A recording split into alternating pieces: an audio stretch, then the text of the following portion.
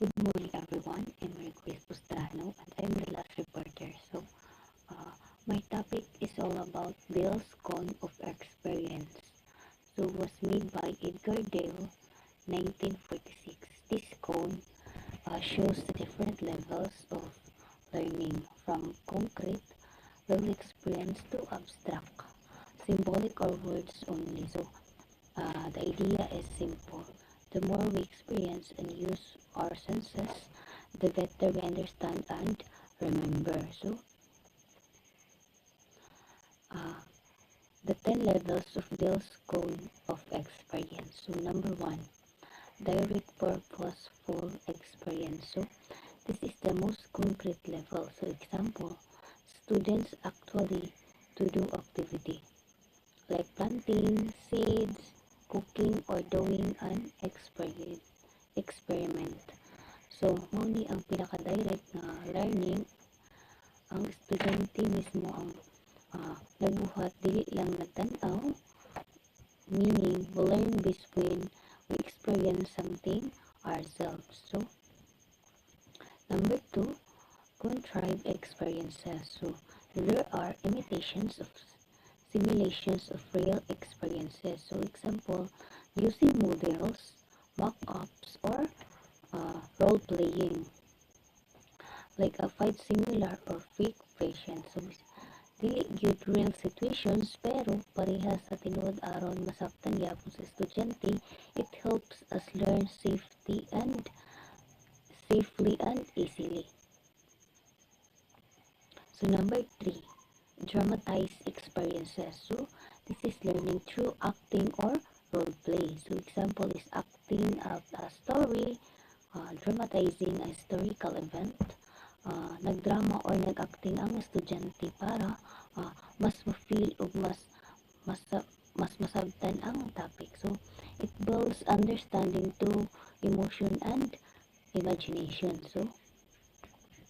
Number four, demonstration.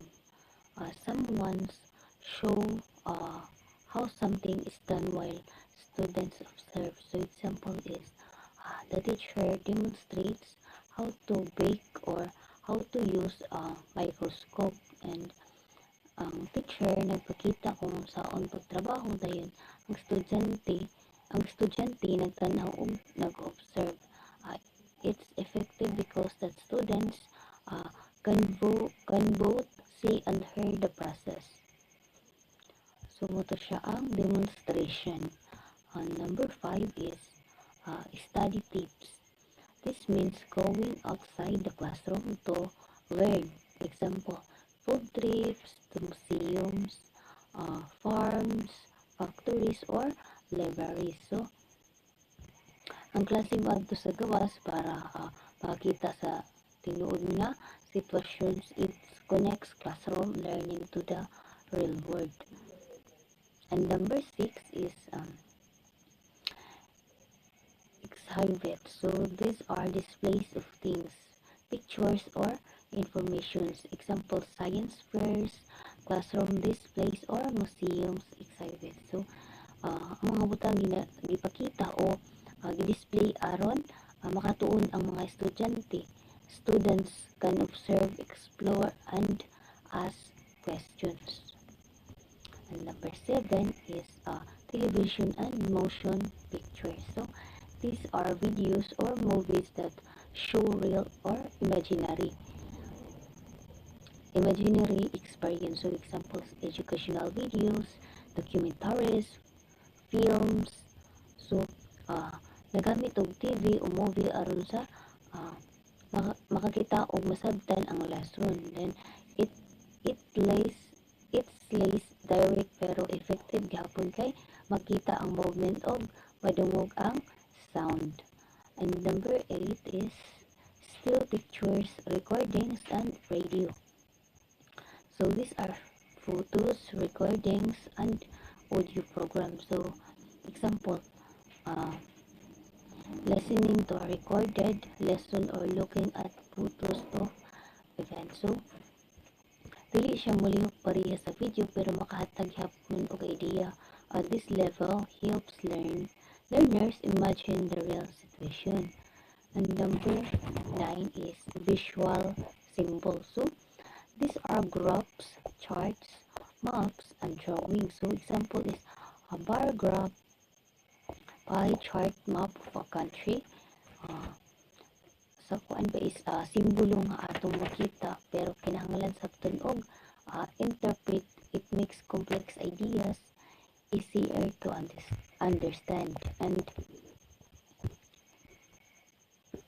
number 10, verbal symbols. So this is the most abstract level, words only either spoken or written. So example is reading a text box, listening to lectures.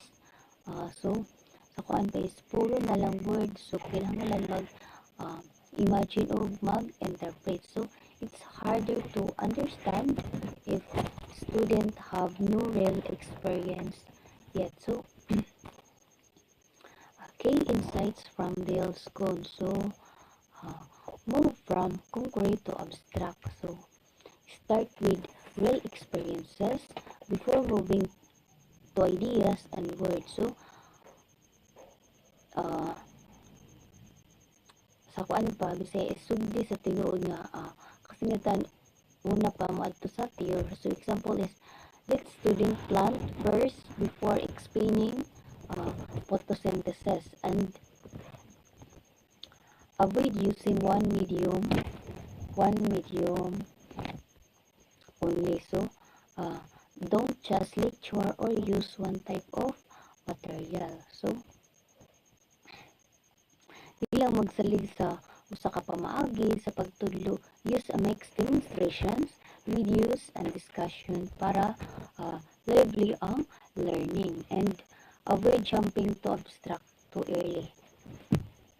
Don't teach abstract ideas right away. So kuan pa is ayaw diretsuha sa lisod nga concept kung wala pa kasabot sa basic. So start with examples and real life experiences, and avoid staying and concrete only. So after doing, guide students to think and explain that they learn. So dili lang kutob sa pagbuhat, kinahanglan sabton pud ngano ug unsa ang kahulugan. This builds higher thinking. So integrate experiences, not rigid. So learning should be connected, not one by one, but integrated. So ang mga level sa learning dapat patinabangay, dili lahi-lahi. So example is combine experiment. So like dialect or video, motion picture, and discussion or verbal. And then tells con of experience. It helps students para ka na mas masabtan siya. And that's all.